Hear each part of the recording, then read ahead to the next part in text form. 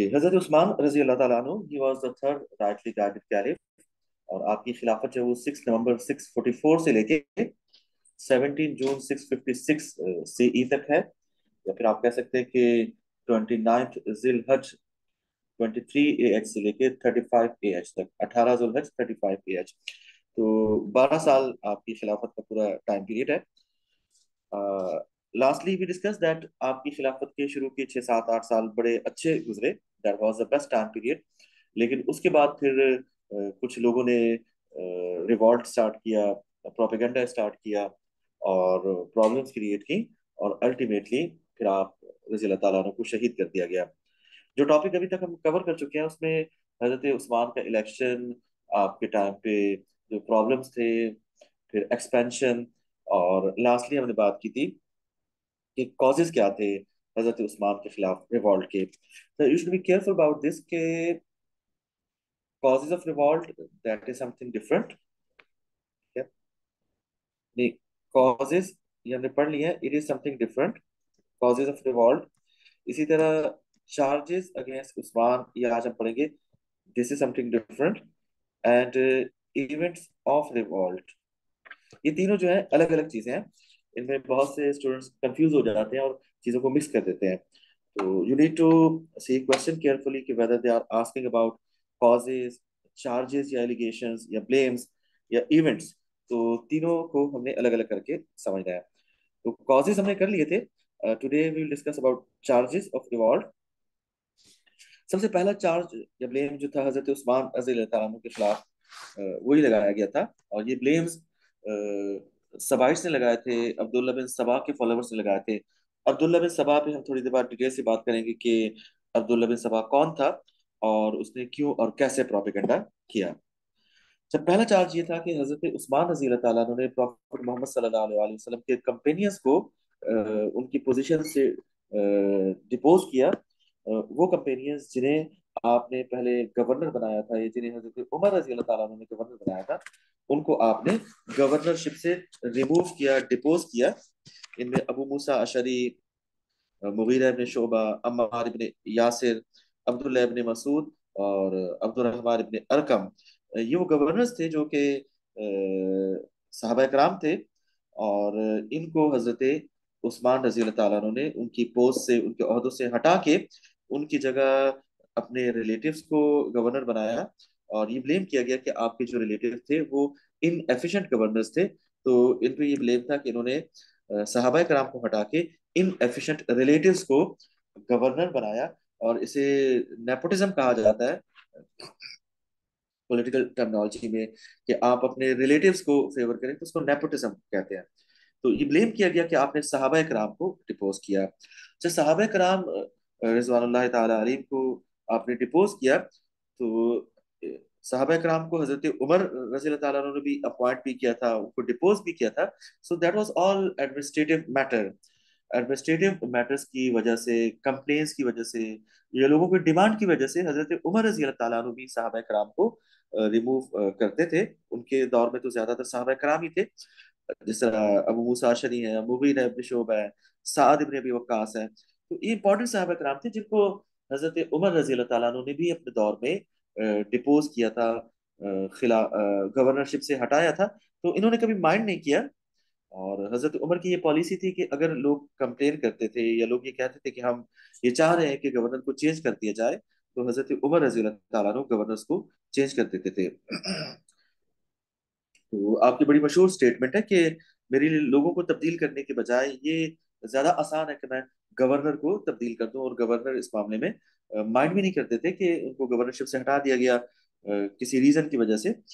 ये तो एक बात थी। अगर कोई कंप्लेन होती थी तो फिर उसको इन्वेस्टिगेट किया जाता था, और अगर वो कंप्लेन जस्टिफाइड होती थी तो गवर्नर को हटाया भी जा सकता था और गवर्नर को इवन पनिश भी किया जा सकता था। अच्छा, आपने अपने रिलेटिव्स को कूफा में, बसरा में, इजिप्ट में, सीरिया में, इन प्रोविंसेस में आपने अपने रिलेटिव्स को अपॉइंट किया। क्या इनको इनएफिशिएंट कहा गया? इस पे हम आगे बात करेंगे कि ये रिलेटिव इनएफिशिएंट थे या नहीं थे। क्योंकि ये वो रिलेटिव्स थे जिन्होंने बहुत से इलाके फतह किए, एडमिनिस्ट्रेशन अच्छी चलाई। और यही वो रिलेटिव थे जिनसे लोग शुरू में खुश भी थे और बहुत अच्छा इंतजाम चल रहा था। तो इसमें हम आगे बात करेंगे कि कहाँ तक ये बात जस्टिफाइड है कि आपके रिलेटिव इनएफिशिएंट थे। हजरत उमर रजी अल्लाह तआला अन्हु इस बात का ख्याल रखते थे कि कभी आपने रिलेटिव्स को किसी पोस्ट पे अपॉइंट नहीं किया, जबकि हजरत उस्मान रजी अल्लाह तआला अन्हु की ये पॉलिसी थी कि आपने रिलेटिव्स को अपॉइंट किया। और आपका ये ख्याल था कि अगर रिलेटिव कैपेबल हैं और अच्छे तरीके से काम कर सकते हैं और they are best in their work, तो फिर उनको अपॉइंट किया जा सकता है। एक्स्ट्रा वैलेंसी, ये एक और आप पे ब्लेम था। और unreasonable use of public funds, यानी पब्लिक जो फंड थे, बैतुल माल था, रेवेन्यू था, उससे आपने फंड्स को इस तरह इस्तेमाल किया कि जिसकी जस्टिफिकेशन लोगों के ख्याल में नहीं मिलती थी। मिसाल के तौर पे हजरत उमर रजी अल्लाह तआला अन्हु की ये पॉलिसी थी कि आपने जो पैसा था उसको हमेशा मासिस पे खर्च किया, गरीबों पर खर्च किया, लोगों की वेलबींग पे खर्च किया। लेकिन हजरत उस्मान रजी अल्लाह तआला अन्हु के टाइम पे आपकी पॉलिसीज की वजह से अरब के लोग, कुरैश कुरैश के लोग बहुत ज्यादा मालदार हो गए थे। और आपके टाइम पे गरीब लोग बहुत कम रह गए थे, बल्कि ना होने के बराबर थे। कोई ऐसा शख्स नहीं मिलता था जिसको ज़कात दी जाए। तो आपने ये ऐलान किया कि सहाबा कराम, खास तौर पे इम्पोर्टेंट सहाबा कराम, और खास तौर पे वो सहाबा कराम जिन्होंने शुरू में इस्लाम को कबूल किया, बैटल ऑफ बदर में, ट्रीटी ऑफ हुदैबिया में, कॉन्क्वेस्ट ऑफ मक्का में जो लोग मौजूद थे, उनको आपने ये ऐलान किया कि उनको गवर्नमेंट से, बैतुल माल से लोन दिए जा सकते हैं। और उन्होंने कहा कि आप लोग लोन लेके प्रॉपर्टीज खरीदना चाहें तो आप खरीद सकते हैं। तो लोन लेने पे हजरत उमर रजी अल्लाह ताला ने पाबंदी लगाई हुई थी, आपने कभी अलाउ नहीं किया। लेकिन उस्मान रजी अल्लाह ताला ने लोन्स अलाउ कर लिए।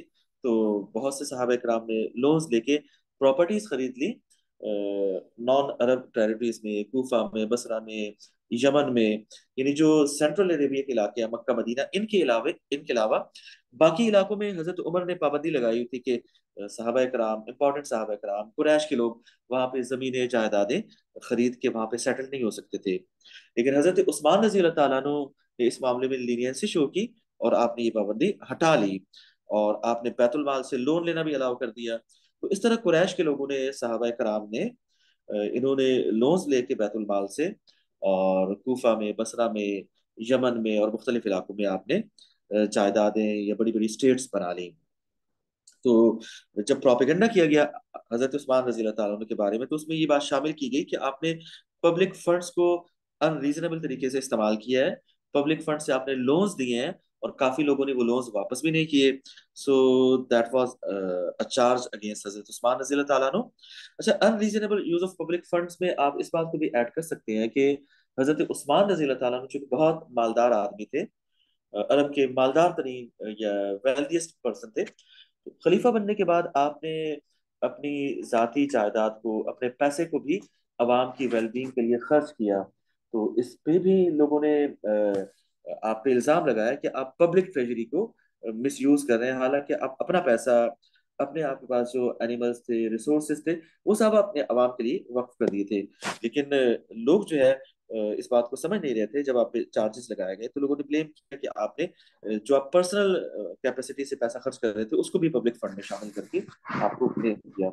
इसी तरह अब्दुल्ला इब्न मसूद, उबई इब्न काब, ये दो इंपॉर्टेंट सहाबा कराम थे जो कि कुरान की कंपाइलेशन के हवाले से इनका काफी रोल था। तो ये लोग चाह रहे थे कि अपनी जो इनके पास पर्सनल कॉपीज थी कुरान की, उनको बाकी रखें। लेकिन हजरत उस्मान रजी अल्लाह तआला अन्हु ने मजलिस शूरा से मशवरा करके इस बात पे इजमा किया था कि जितनी भी पर्सनल कॉपीज है लोगों की, वो सब खत्म करके कुरान की स्टेट लेवल पे जो कॉपीज बनाई जाए उन्हीं को प्रमोट किया जाए। और वो कॉपीज हजरत हफ्सा रजी अल्लाह तआला अन्हु के पास जो नुस्खा है उसके मुताबिक बनाई जाए, कुरैश के एक्सेंट पे, कुरैश के राइटिंग स्टाइल पे बनाई जाए, और पर्सनल कॉपीज लोगों की ले ली जाए। तो अब्दुल्ला इब्न मसूद और उबई इब्न काब ये अपनी पर्सनल कॉपीज देने को तैयार नहीं थे, क्योंकि ये लोग ये समझते थे कि उन्होंने जो कुरान हकीम अपने हाथ से लिखा है उसमें उनकी मेमोरीज हैं, या वो उनके लिए बहुत इंपॉर्टेंट है, क्योंकि उन्होंने नबी अकरम सल्लल्लाहु अलैहि वसल्लम के सामने एक, दैट वाज लाइक हिस्ट्री के 23 साल तक अब्दुल्ला इब्न मसूद, उबई इब्न काब, इन्होंने बहुत लंबे अरसे तक इन्होंने कुरान हकीम अपने हाथ से जब रिवील हो रहा था तब लिखा था, तो इनकी मेमोरीज थे, तो ये लोग देना नहीं चाह रहे थे। तो हजरत उस्मान रजी अल्लाह तआला ने उनके अलाउंसेस बंद कर दिए और बाद में फिर उन्होंने दे दिया। तो ये भी चार्जेस लगाए गए कि हजरत उस्मान ने इनके साथ मिसट्रीट किया, इनके अलाउंसेस बंद किए, but that was to pressurise them कि वो इस डिसीजन को एक्सेप्ट कर लें जिसको मजलिस शूरा ने लिया है। तो फिर अल्टीमेटली इन्होंने ये डिसीजन एक्सेप्ट कर लिया। तो ये चार्जेस आपको क्लियर हो गए यहाँ तक? आगे चले, एनी क्वेश्चन? जी इशल, आपको भी क्लियर है? साइम, अजीशा आपको भी क्लियर है? अच्छा यासूब, आप यासिब है? आप जिनका नाम यासूब आ रही है, आप यासिब है या कोई और है? अगर आप, सर ये अलाउंसेस वाला वापस बता दें।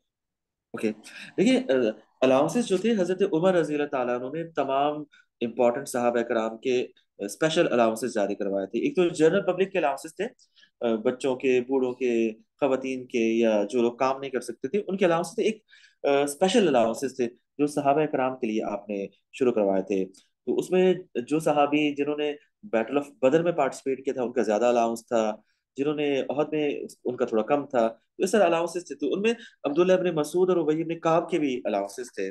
तो हजरत उस्मान रजी अल्लाह तआला अन्हु ने जब आपको कुरान की कंपाइलेशन करवाई या कॉपीज बनवा के भेजी, तो आपने ये डिसीजन लिया, बल्कि मजलिस शूरा ने ये डिसीजन लिया कि जितनी भी पर्सनल कॉपीज हैं लोगों की, वो उनसे ले ली जाए और उनको बर्न कर दिया जाए। तो उबई इब्ने काब और अब्दुल्ला इब्ने मसूद ये अपनी पर्सनल कॉपीज नहीं देना चाह रहे थे। तो इनको प्रेशराइज करने के लिए हजरत उस्मान रजी अल्लाह तआला अन्हु ने फैसला किया कि इनके अलाउंसेस सस्पेंड किए जाएं जब तक कि ये कुरान की कॉपीज नहीं दे देते थे। तो फिर अल्टीमेटली इन्होंने कॉपीज दे दी थी। तो इज इट क्लियर कि कुछ टाइम के लिए अब्दुल्ला इब्ने मसूद के और उबई इब्ने काब के अलाउंसेस बंद किए थे हजरत उस्मान रजी अल्लाह तआला अन्हु ने। लेकिन इसमें जब प्रोपेगेंडा करने वालों को मौका मिला तो उन्होंने प्रोपेगेंडा किया कि हजरत उस्मान ने इंपॉर्टेंट साहबा इकराम के साथ मिसबिहेव किया है, उनके अलाउंसेस बंद किए हैं, और ये जुल्म है और ये मिसट्रीट है। तो इसको बहुत ज्यादा उछाला गया कंस्पिरेसी मेकर्स की तरफ से। तो इज इट क्लियर? अच्छा, इसी तरह ग्रेजिंग फील्ड्स उस जमाने में बहुत इंपॉर्टेंट थी, क्योंकि जिस तरह आजकल गाड़ियां इस्तेमाल होती हैं, उस जमाने में हॉर्सेस इस्तेमाल होते थे या और इस तरह के जानवर थे, कैमल वगैरह थे। तो जिस तरह आजकल पेट्रोल इंपॉर्टेंट है, उस वक्त ग्रेजिंग ग्रेजिंग फील्ड्स बहुत इंपॉर्टेंट थी जहाँ पे ये जानवर घास वगैरह चरते थे। तो मदीना के करीब बहुत सारे इलाके पे, बहुत बड़े इलाके पे हजरत उस्मान ने नई ग्रेजिंग फील्ड्स बनाई, तो जो कि स्टेट एनिमल्स के लिए थी। तो हजरत उस्मान रजी अल्लाह तआला अन्हु के जो अपने जानवर थे वो भी बहुत ज्यादा थे। और हजरत उस्मान जब खलीफा बने तो आपने अपने जानवरों को भी स्टेट के लिए वक्फ कर दिया, और आपने फर्क नहीं किया कि आपका जानवर है या गवर्नमेंट का जानवर है। तो आपके जो जानवर थे वो भी स्टेट एनिमल्स के साथ, जो गवर्नमेंट की ग्रेजिंग फील्ड्स थी उन्हीं में चलते थे, क्योंकि आपने उनको स्टेट के लिए वक्फ कर दिया था, स्टेट के काम में इस्तेमाल हो रहे थे। तो इस बात को लेकर लोगों ने प्रोपेगेंडा किया, कॉन्स्पिरेसी मेकर्स ने, कि आपने जो स्टेट की ग्रेजिंग फील्ड्स हैं उनको मिस यूज किया है।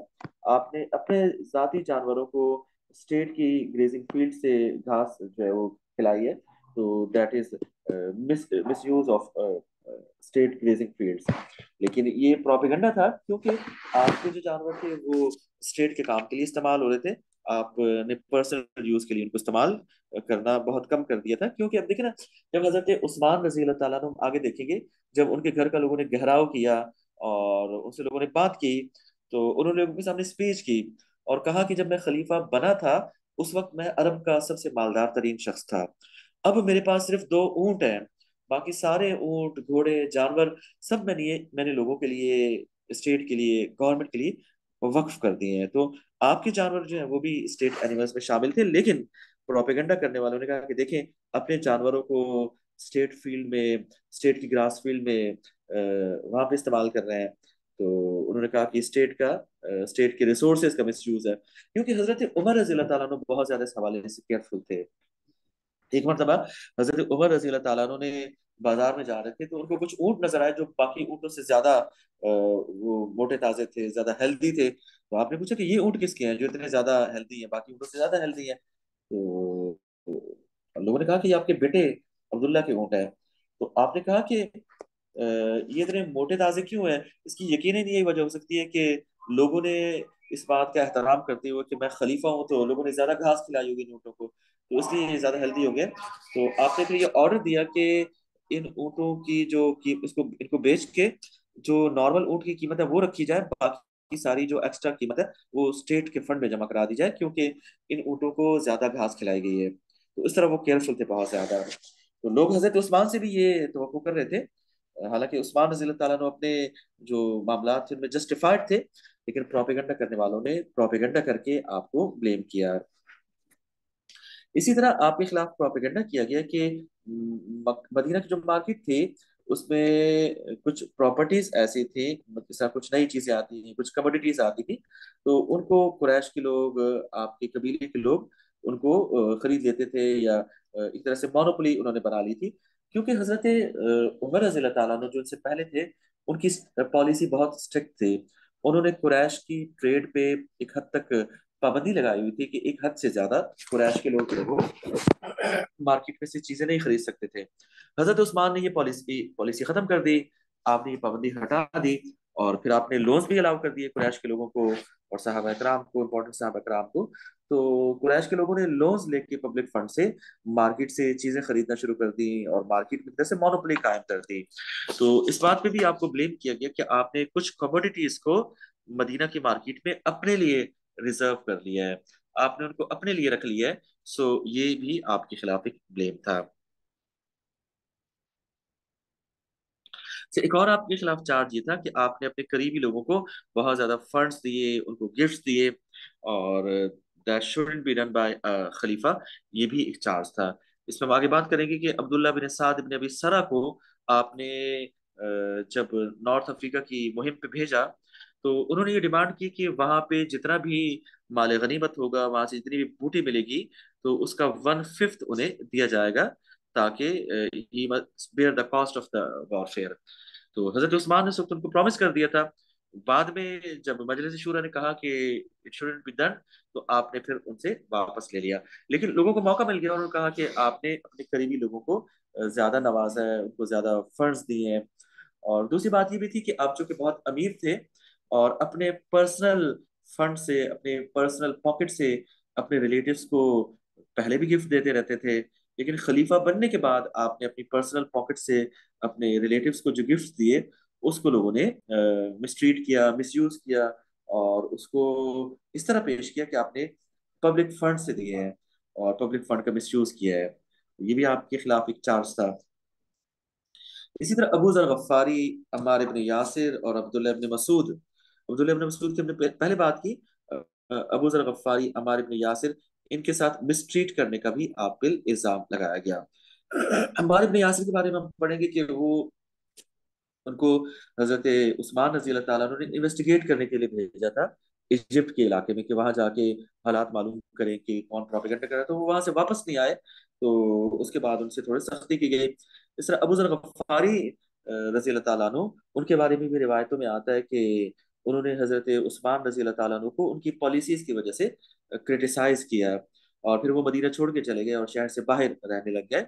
उनका ये ख्याल था कि हजरत उस्मान रजी अल्लाह ताला अन्हु ने चूंकि कुरैश के ट्रेड पर से पाबंदी हटा ली थी, कुरैश के या साहबा कराम के प्रॉपर्टीज खरीदने पे पाबंदी हटा दी थी, और मदीना में बड़ी बिल्डिंगें बनाने पे जो पाबंदी लगाई थी हजरत उमर रज़ी अल्लाह ताला अन्हु, वो भी उन्होंने हटा दी।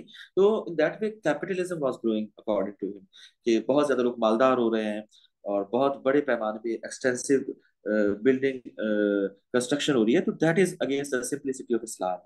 तो इस वजह से आपने क्रिटिसाइज किया कि इस्लाम का जो असल फेस है, that is no more in the time of Hazrat Usman रज़ी अल्लाह ताला अन्हु। तो इस वजह से हजरत अबू जर गफ्फारी से सख्ती की गई, और फिर वो मदीना छोड़ के शहर से बाहर चले गए। इसी तरह कुरान की कॉपीज को बर्न करने का मामला था, इस पे भी आपको क्रिटिसाइज किया गया। इसको हम डिटेल से दोबारा डिस्कस करेंगे प्रिजर्वेशन ऑफ द कुरान में। हालांकि कुरान की कॉपीज को बर्न करने का जो मामला था, इसमें आपका अपना सिर्फ आपका डिसीजन नहीं था, बल्कि पूरी मजलिस शूरा का डिसीजन था, लेकिन इस पे आपको ब्लेम किया गया।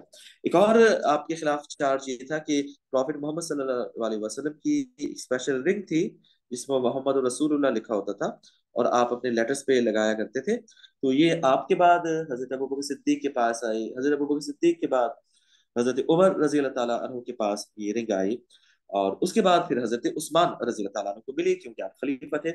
एक मरतबा आप वुजू कर रहे थे, तो वुजू करते हुए जब आप हाथ धोने लगे तो आपके हाथ से ये रिंग स्लिप होके कुएं के अंदर गिर गई, और उसके बाद फिर वो रिंग खो गई और कभी नहीं मिली।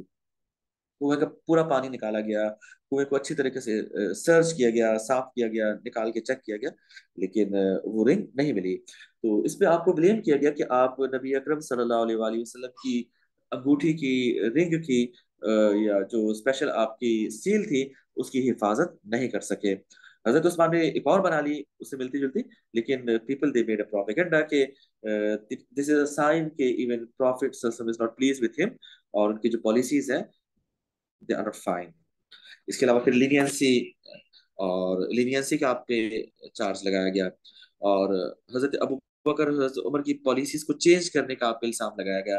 पॉलिसीज की मैंने बात की कि आपने साहबा कराम के मदीने से बाहर सेटल होने की पॉलिसी को चेंज किया, आपने लोन्स की पॉलिसी को चेंज किया, और इस तरह आपने लीनियंसी शो की, और आपने मदीना में हैवी कंस्ट्रक्शन को अलाउ किया, आपने अपने रिलेटिव्स को गवर्नर बना लिया।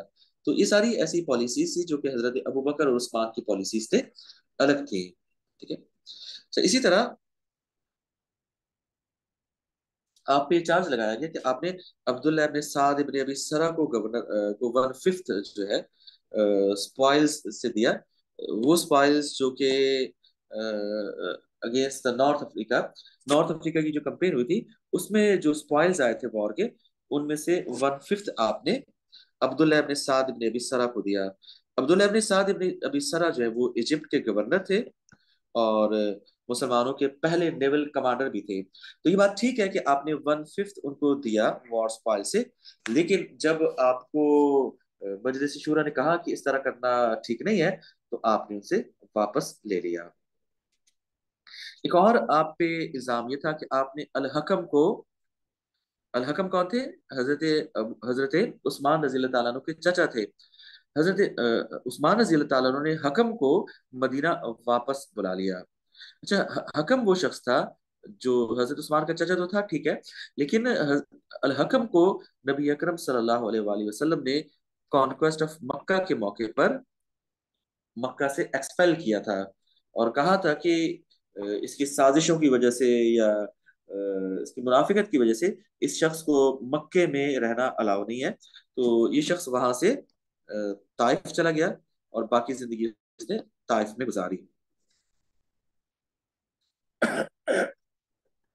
जब हजरत उस्मान रजी अल्लाह ताला अन्हु खलीफा बने तो now he was very old. तो ये हकम जो था ये बहुत ज्यादा बूढ़ा हो चुका था। तो हजरत उस्मान ने उसकी हालत देख के तरस खा के मदीना वापस बुला लिया। हकम का एक बेटा भी था, can you tell me the name of that person? Al Hakam का एक बेटा था, उसका नाम था मरवान। तो मरवान भी अल हकम के साथ था, तो उसको भी ताइफ से हजरत उस्मान ने वापस बुला लिया। और फर्दर आपने अपनी बेटी की शादी मरवान से करा दी, और फर्दर फिर आपने मरवान को अपना पर्सनल सेक्रेटरी भी अपॉइंट किया। तो लोगों ने इस बात को पसंद नहीं किया और कहा कि आप अपने एक रिलेटिव को, और उस रिलेटिव को कि जिसके फादर को नबी अकरम सल्लल्लाहु अलैहि वसल्लम ने उसकी हरकतों की वजह से मक्का से एक्सपेल किया था, ऐसे शख्स को दोबारा बुला लेना ये मुनासिब बात नहीं है। तो इस वजह से भी आपको तनकीद की गई और आपको ब्लेम किया गया कि ऐसा करना आपने जो किया वो ठीक नहीं किया। अच्छा, एक और आपके खिलाफ जो इल्जाम में एक और इल्जाम ये था कि हज के मौके पे आपने 4 रकातों वाली जो नमाज होती है उसको शॉर्टन नहीं किया। देखिए, इस्लाम में ये है कि आप अगर मुसाफिर हैं और 15 दिन से कम के लिए जा रहे हैं, तो जितनी भी 4 रकात की नमाजें हैं आप उनको 4 की बजाय 2 पढ़ सकते हैं।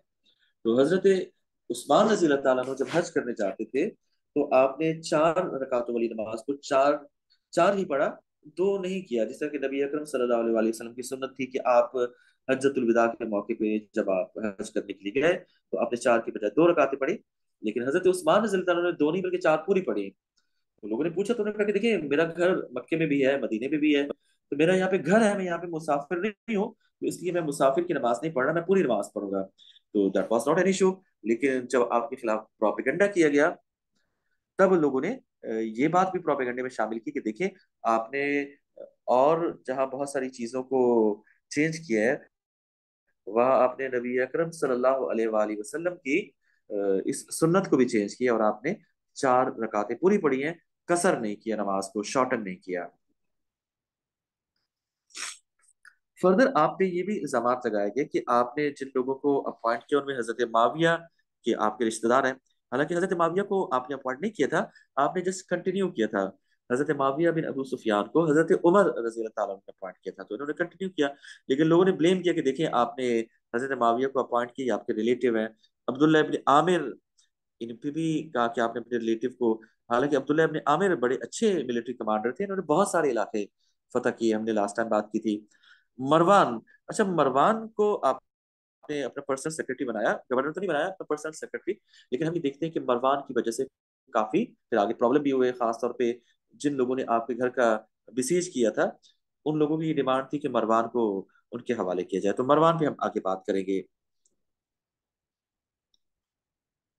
और वलीद बिन अकबा, वलीद बिन अकबा भी गवर्नर था, तो वलीद बिन अकबा के बारे में भी ये लोगों ने ब्लेम किया।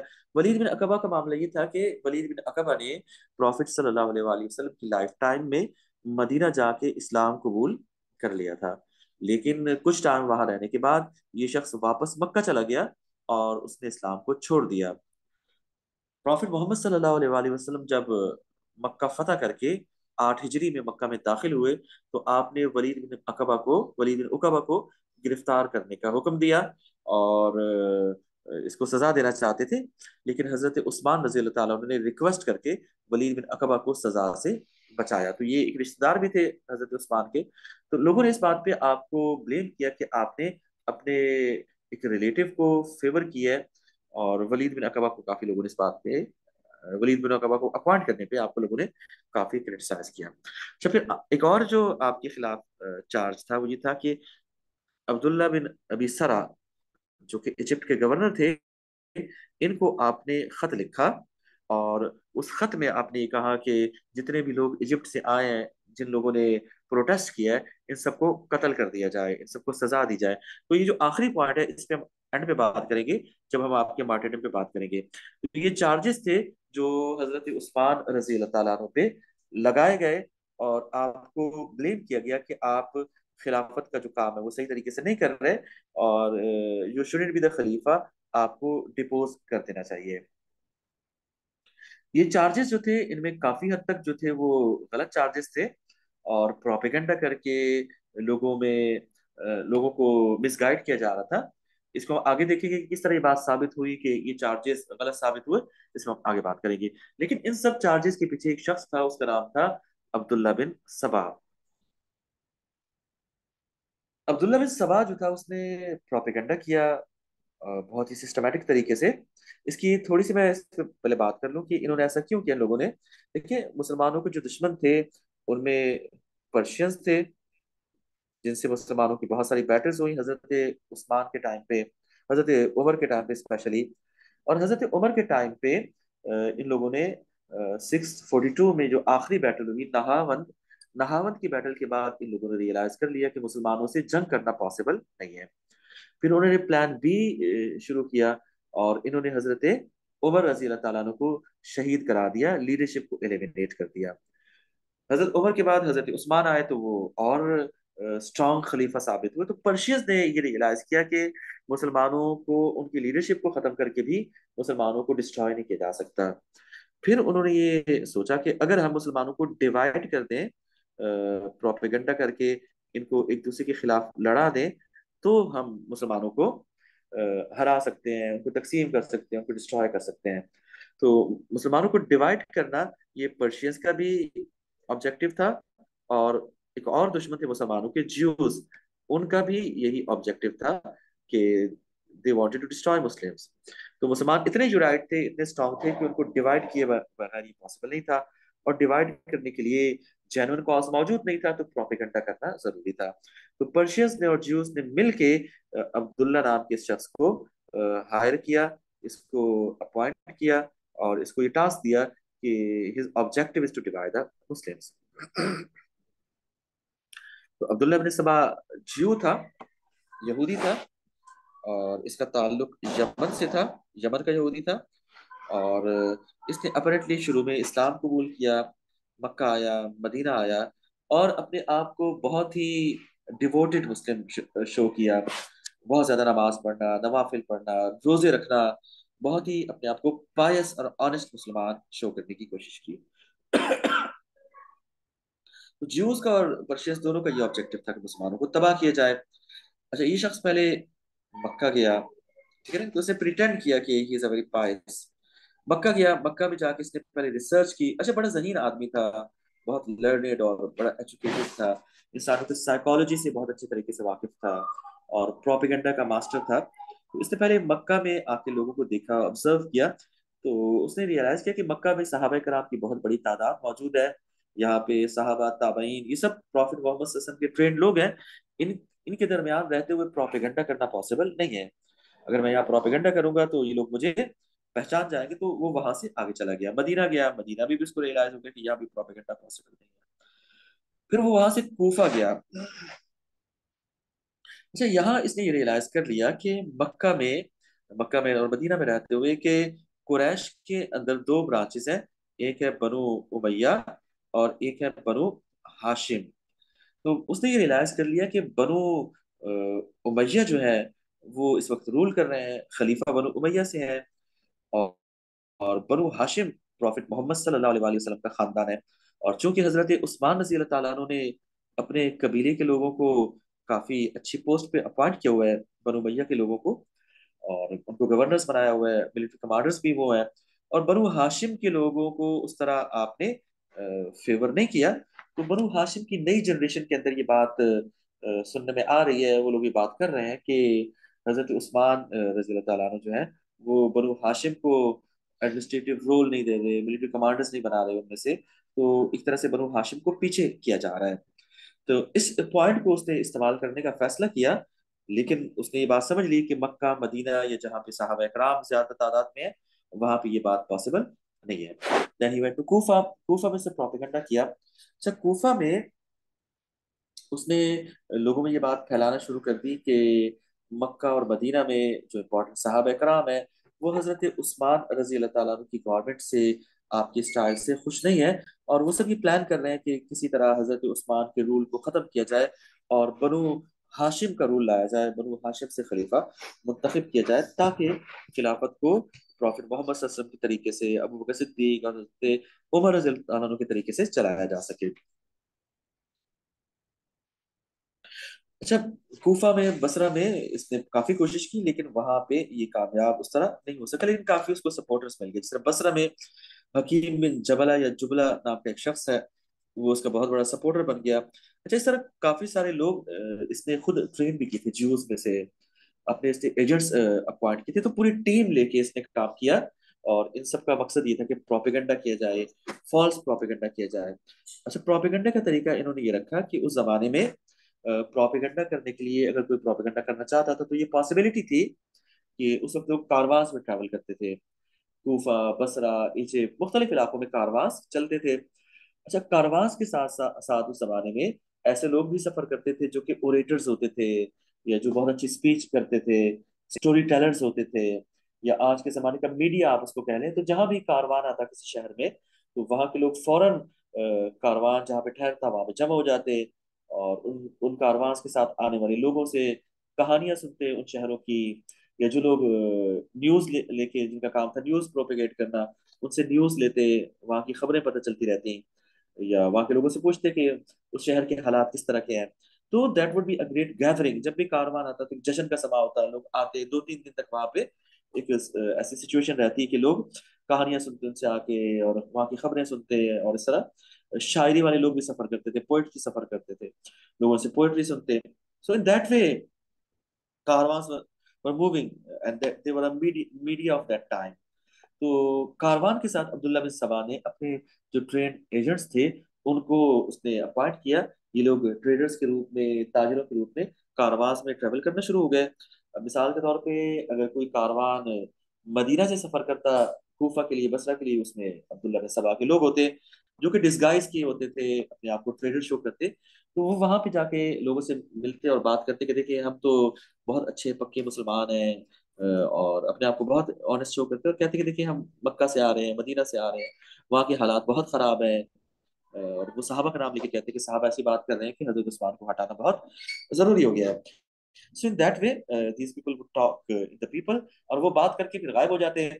बातें फैल जाती, लेकिन लोग अगर जानना चाहते कि बात कहाँ से शुरू हुई, तो पता चल नहीं पाता कि बात कहाँ से शुरू हुई, किसने बात स्टार्ट की। लेकिन इस तरह की बातें बहुत जल्दी फैलती है, तो बातें फैलना शुरू हो गई।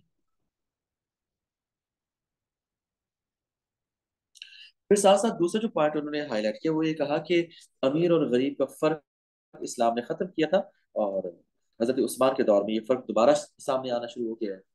अरब और नॉन अरब का फर्क खत्म किया था, ये भी दोबारा आना शुरू हो गया है। कुरैश और गैर कुरैश का फर्क भी दोबारा आना शुरू हो गया है। सो दे मेड अ प्रोपेगेंडा कि हजरत उस्मान रजी अल्लाह ताला अन्हु is promoting nepotism, capitalism, favouritism और रेसिज्म। इस तरह की चीजें आपके टाइम पे बहुत ग्रो करेंगी, तो इस तरह का प्रोपेगेंडा होना शुरू हो गया। और फिर आपके जो गवर्नर्स थे, उनके बारे में भी प्रोपेगेंडा शुरू कर दिया गया कि दे आर टायरेंट पीपल, लोगों पे जुल्म कर रहे हैं। और अब्दुल्ला बिन सबा ने लोगों को ये बताने की कोशिश की कि we are your well wishers, और हम आपकी बात को आगे पहुंचाएंगे। इस तरह से ये प्रोपेगेंडा स्टार्ट हो गया, और लोगों को लगने लगा, लोग मतलब कंफ्यूज होना शुरू हो गए कि व्हाट्स द रीजन और व्हाट्स द एक्चुअल इशू। तो कूफा में तो कामयाब नहीं हुआ इस पैमाने पे, कुछ लोगों ने उसको उसके साथ काम किया वहां पे, जिसके सपोर्टर्स थे। लेकिन कूफा का जो गवर्नर था, उसने गिरफ्तार करके अब्दुल्ला बिन सबा को हजरत उस्मान के पास मदीना भेजा कि ये आपके खिलाफ प्रोपेगेंडा कर रहा है। तो उस शख्स ने, अब्दुल्ला बिन सबा ने, हजरत उस्मान से माफी मांगी और कहा कि देखिए मुझसे गलती हो गई, मैं आपको ब्लेम नहीं करना चाह रहा था, मैंने सुनी सुनाई बातें थी, उसमें आके मैंने बात कर दी, तो मैं आपसे माफी मांगता हूँ। हजरत उस्मान ने उसको माफ कर दिया कि ठीक है, मुझे पर्सनल ग्रिज नहीं रखना चाहिए लोगों से, मेरे खिलाफ बात कर रहे हैं, चलो मैंने माफ कर दिया। तो इस तरह आपने अपने पर्सनल मामले में लीनियंसी शो की। अच्छा, कूफा से फिर बसरा गया। बसरा में भी इसने प्रोपेगेंडा किया 2 4 5 महीने। बसरा के गवर्नर ने इसको गिरफ्तार करके हजरत उस्मान के पास भेजा कि देखें, ये बंदा आपके बारे में गलत प्रोपेगेंडा कर रहा है। तो हजरत उस्मान से दोबारा उसने माफी मांगी और कहा कि मुझसे गलती हो गई। हजरत उस्मान ने उसको दोबारा माफ कर दिया। तो कूफा और बसरा में ये शख्स नाकाम हो गया। ठीक है, कूफा और बसरा में इसका प्रोपेगेंडा कामयाब नहीं हो सका। कूफा, फिर बसरा। कूफा और बसरा के बाद इस शख्स ने जो तीसरा शहर था जहां जाने का फैसला किया, दैट वाज सीरिया।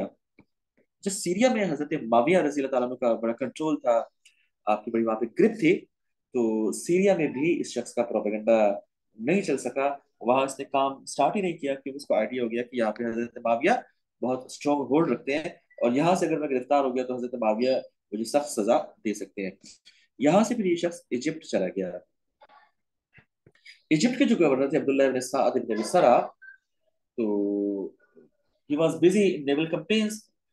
वहां पे फिर इसको काम करने का मौका मिला, और वहां पे इसने ये प्रोपेगेंडा किया कि जिस तरह हजरत मूसा अलैहिस्सलाम के भाई थे हजरत हारून, तो इस तरह हर नबी का एक वसी होता है। तो हजरत मोहम्मद सल्लल्लाहु अलैहि वसल्लम के वसी हजरत अली थे। तो हजरत Ali should be the first खलीफा, और हजरत अली को उनका राइट नहीं दिया गया, और हजरत अली शुड बी द खलीफा। इस तरह की कंपेन उसने वहां पे लॉन्च की। हालांकि हजरत मूसा अलैहिस्सलाम की जो उसने बात की कि ये हजरत मूसा के वसी हारून थे, तो हजरत हारून अलैहिस्सलाम का इंतकाल तो हजरत मूसा की डेथ से पहले ही हो चुका था। ठीक है, तो हजरत मूसा अलैहिस्सलाम के वसी उनके भाई हारून तो नहीं हो सकते, क्योंकि हजरत हारून की डेथ आपकी मूसा अलैहिस्सलाम की डेथ से पहले हो चुकी थी।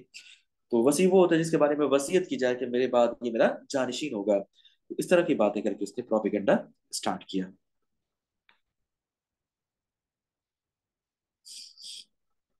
अच्छा, इसकी डिटेल्स जो है ये आप पढ़ लीजिएगा, मैं थोड़ा सा ब्रीफ जा रहा हूँ, क्योंकि मुझे कम टाइम में कवर करना है। तो उसकी जो वर्डिंग थी, किसी रिपोर्ट की, उसने कहा कि look here, Usman calls himself as a caliph of the prophet, and yet he has burn copies of the Quran. ठीक है, there could be no sacrilege greater than that. ठीक है, तो लोगों ने कहा कि हजरत उस्मान ने मजहब को तब्दील कर दिया है और he is an enemy of Islam, इस तरह का प्रोपेगेंडा उसने स्टार्ट किया है। इस एक और शख्स ने कहा कि उसने ये कहा कि O people, do you know what innovations in your religion your present caliph has introduce. अच्छा, इस तरह की बातें फिर लोगों ने फैलाना शुरू कर दी, और जो अब्दुल्ला बिन सबा की टीम थी वो भी इसी पे काम कर रही थी, और उसने भी ये प्रोपेगेंडा कंटिन्यू किया। और ये जो पॉइंट्स मैंने डिस्कस किए हैं पहले, ये सारे भी उन्होंने, इन सारे पॉइंट्स को लेके भी उन्होंने प्रोपेगेंडा किया है। अच्छा, अब देखिए ना, जिन लोगों के खिलाफ प्रोपेगेंडा किया गया, जिन गवर्नर्स के खिलाफ, ये वो हीरोज थे जिन्होंने इस्लाम को बहुत ज्यादा एक्सपेंड किया था, इस्लामिक खिलाफत को एक्सपेंशन दी थी। तो ये जो इस्लाम दुश्मन थे, उन्होंने ऐसा प्रोपेगेंडा किया कि जिसका एक्चुअल जो टारगेट थे वो हजरत उस्मान थे, और आपके वो गवर्नर्स थे जिन्होंने एक्सपेंशन की थी ईस्ट में, वेस्ट में, नॉर्थ में, साउथ में। तो इसमें हमने पहले बात की हुई है कि आपके टाइम पे इतनी ज्यादा एक्सपेंशन हुई कि इतनी इससे पहले नहीं हुई थी।